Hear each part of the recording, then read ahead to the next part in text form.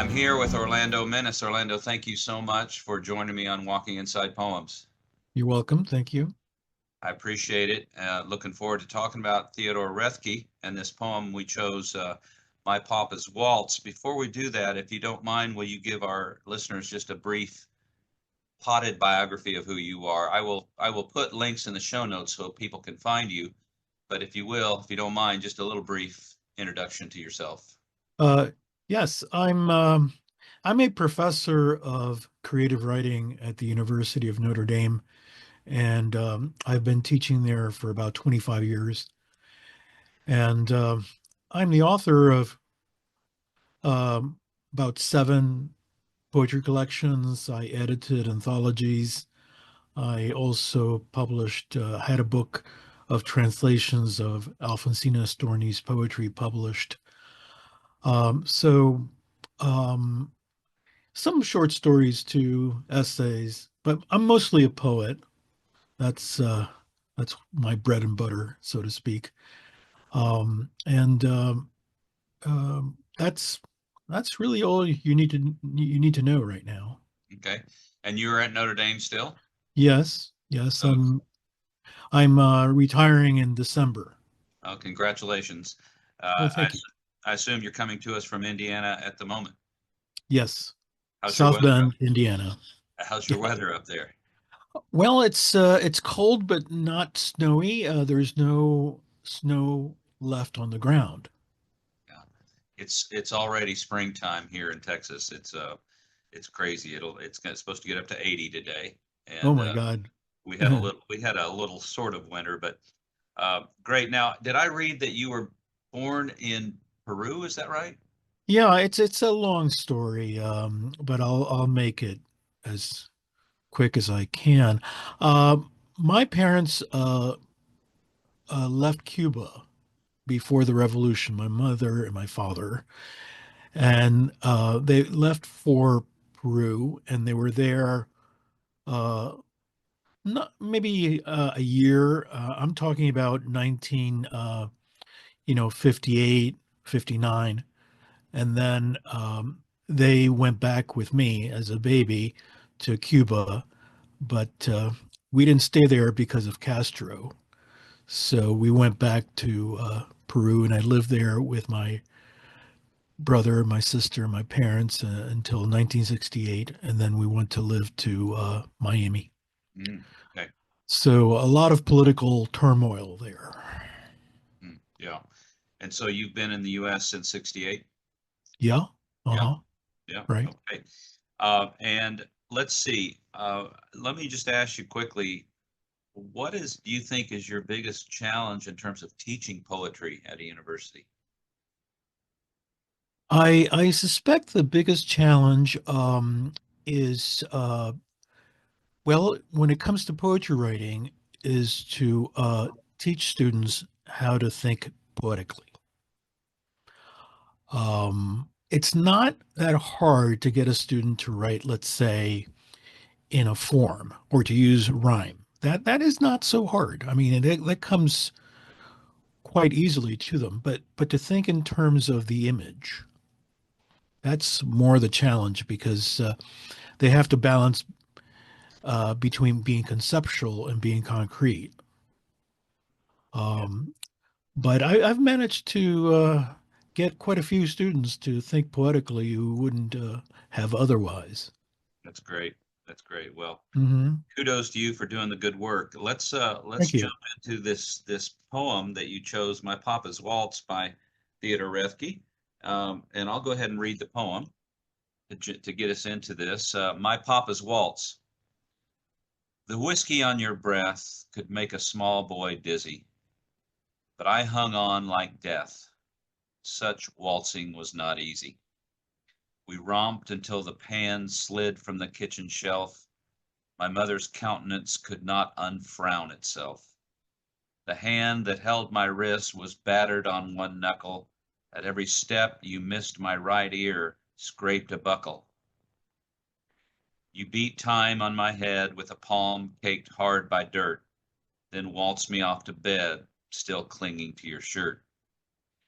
I sort of misread one line there. At every step you missed my right ear. You missed my right ear, scraped a buckle. Uh, Okay. very interesting poem for sure. Mhm. Maybe let me ask you first, what drew you to this poem in particular? Well, I think we're all safe to say that this is child abuse by a drunken father. I mean, I don't I don't think that's very much in being hidden. It is the language used to convey it that is the most interesting part. Um, and I really appreciate how there is so much understatement in the poem. And understatement is not so common today. In fact, I would say that overstatement is much more common today than it is otherwise. But understatement is really Roethke's style in many of the poems, especially the poems that explore memory. Um, and uh, the diction, the rhythm is also interesting. I mean, this is a poem consisting of four quatrains, and you would expect most quatrains are probably five beats to a line iambic pentameter, but he chose iambic trimeter, which is very quick, and I think it makes sense for the waltz motif uh, so apart from that, there's also the diction that students tend to find a little bit puzzling. My mother's countenance. Countenance is not a word that people use so much today. Um, and it's not so much the face that he's referring to, but her mother's composure, his mother's demeanor, something more conceptual than just face. Of course, we Uh, we s- probably should note that this was mid 20th century. I think it was published in 48, if I'm not mistaken. yes, yes, it So was. we wouldn't expect. I'm not sure if the word countenance was used more then than in now or not. But we wouldn't expect. We might expect some diction that's not quite um, the norm today. You said that it doesn't hide being a child abuse poem, but I would suggest that at least at first glance, and I'd be surprised or I'd be interested to hear if any of your students over the years, when you taught this poem, have misread it at first and thought, well, yeah, maybe there's something going on here, but he's just talking about waltzing with his papa, standing on his feet, and at first glance, I don't think it's quite that obvious. Mhm. Do you? I mean, do you? We know the poem, and we've it's been anthologized a lot, and we know a little bit about Refke, which we should talk about him as well. But yeah, that's one of the things I admire about the poem is that you could read this thing quickly without much of a careful reading and think, oh, that's a nice little poem about a father and a son and him waltzing him off to bed. Agree or no? I would say yes, perhaps if it's given a quick reading. Hmm. Uh, but if one reads it at least twice, one begins to get the sense that the diction is softening, ameliorating what is actually happening. Yeah. And that is the skill of the poet. He wants to, again, he wants to very purposefully distance himself from the event, distance himself from the memory, and allow art to speak for itself. and in a way, deflating the violence is a way of actually accentuating it even more. Yeah. Uh, And in each stanza, there's one pretty obvious clue. I mean, hung on yeah. like on the first one, hung on like death. And the second one, we have a mother who can't stop unfrowning. In the third, Hmm. we have his right ear scraped. And then the last one, of course, we have him beating time on his head. Uh, Right. by the way, Orlando, if you don't mind, maybe move your camera or something. I only see the top of you. There you are. Okay. Okay. All right. Great. Okay. Sorry. Okay. I was reading, I was Yeah, no looking problem. at the paper. No Okay. problem at all. Yeah. Let me put it up. Yeah. Um, And no, go ahead.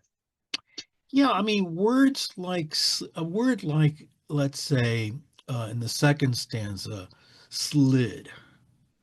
Well, that seems rather innocent, right?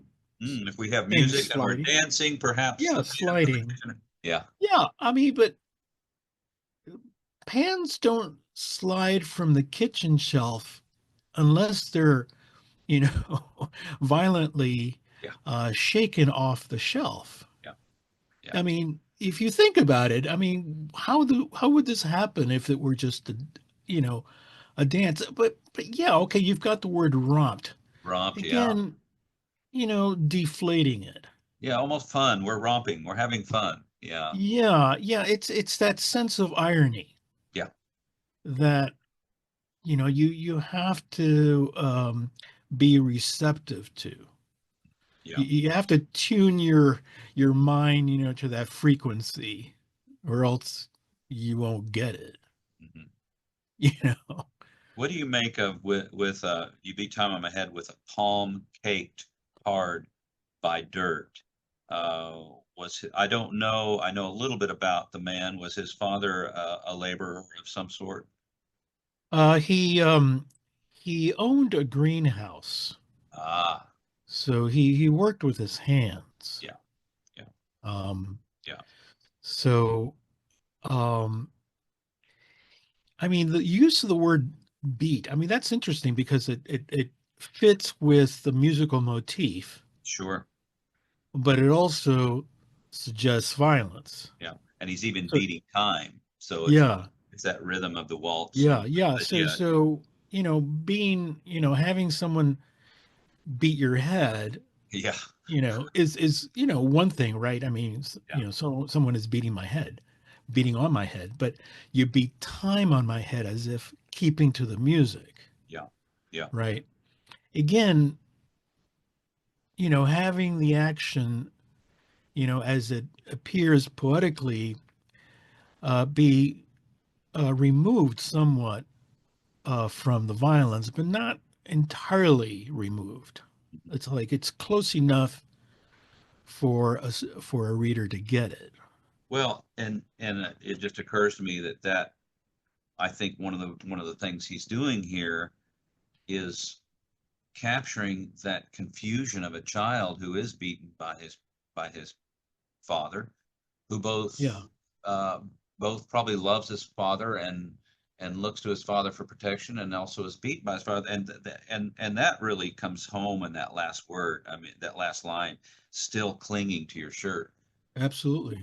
I mean, what just incredible pain in that. The fact that Oh yeah, here's a man beating on his head, and yet he's still clinging to his shirt. That's really powerful. yeah, yeah, absolutely. And for shirt to appear, you needed dirt. Hmm. Yeah, for You the know? for the rhyme. Help me out with that. One thing that, and I didn't read it very well when I read it out loud, and I struggle with that those last two lines of the third stanza every time I read it. I'm a little confused by that. So the wrist was battered on or the hand was battered on one knuckle, and then at every step you missed my right ear scraped a buckle. What is going? I'm not quite sure I follow. Maybe I'm missing the obvious there. No, I don't think there's anything obvious there. At every step you miss, like there is this motif of the dance, right? Yes, And that's organizing the poem. yes, Um, in terms of also form, because he's got iambic trimeter, yes. you know, which is, well, it's a poetic form that is closest to music. Meter is closest to music as we can understand meter. So there is that motif of the dance, and at every step you missed, like, okay, like you're following the dance, but not quite. So he's missing steps, but also perhaps if he's hitting you when you try to hit someone and you miss, Right, right. and And and his yeah, right ear is scraping the buckle, so maybe he's cowering from, and his father's missing him, and he's cowering, and yet his yeah, ear is scraping. yes, Yeah, exactly. Something very gotcha. ironic. Ah, Yeah, I mean, wow, there's always irony hovering around yeah, this poem. Uh, but I don't know if it hides itself, but it hides its own art. yeah. I mean, it's masterful, really, Yeah. and this is, this is what great poets can do. Let's talk just a little bit about Roethke, and then maybe we can return to the poem. So, National Book Award twice, Pulitzer Prize. James Dickey actually called him the greatest American poet. Uh, Okay. that's some serious praise right there, to call him the Yeah. greatest American Yeah. poet. Yeah. I can see why Dickey would. Yeah. And uh, I don't was I'm not sure he was ever institutionalized, but I know he had several mental breakdowns. Yeah. Uh, Struggled during his life with depression, with maybe bipolar. I'm not sure. Do you Mm. know much about the man's life that you could offer here? I really have not read. I mean, I've read just very brief biographies. Um, and I can't. I really don't know that much about him day to day, or year to year. I mean, Hmm. I'm much more well versed in other poets' lives.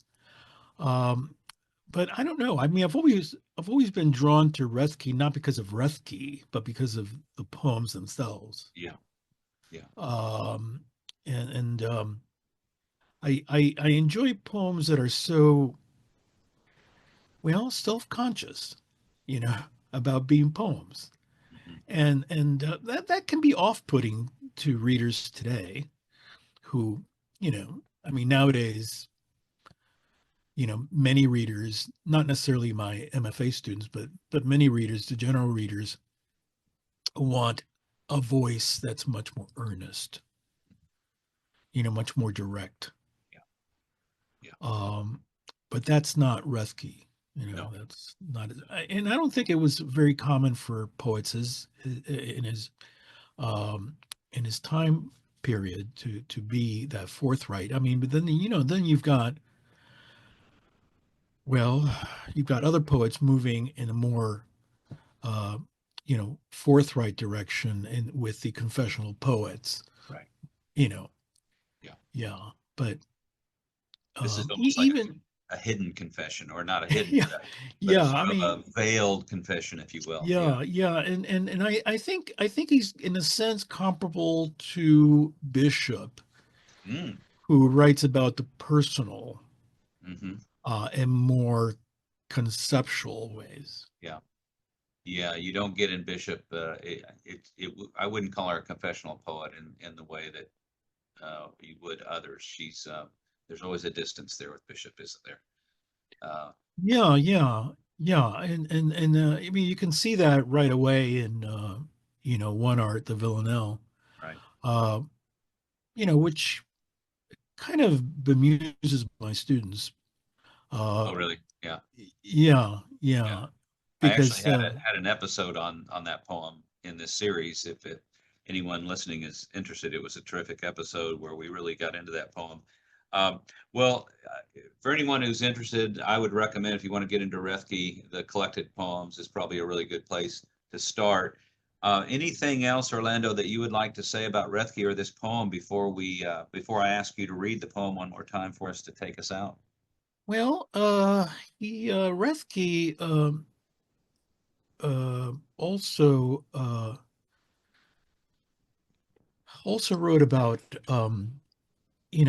people in his life. I was just listening to a recording of a poem about a student of his who committed suicide. Um, and Also, there's a poem about a lover, a new woman. But again, he's more interested in the language of the poem than in telling you, little details or little secrets. you know, uh, yeah, he's much more interested in the poem again than anything else. And you mentioned before I started recording that there is a recording out there of Roethke reading this poem. Is it on YouTube, I'm assuming? Maybe I don't know. I I'll try to have I'll try to find it and put a link in the show notes. yeah. Hopefully I can find that. Okay. Would sure be Um, interesting. I mean, he doesn't read it in such a way that, people would be drawn to his voice, but he does very much follow um, the measure of the lines. Okay. That he does very well. I mean, he's very aware of his meter. Hmm. Well, Yeah. Orlando, would you mind reading this for us to sort of take us out here? Okay. My papa's waltz. The whiskey on your breath could make a small boy dizzy, but I hung on like death. Such waltzing was not easy. We romped until the pans slid from the kitchen shelf.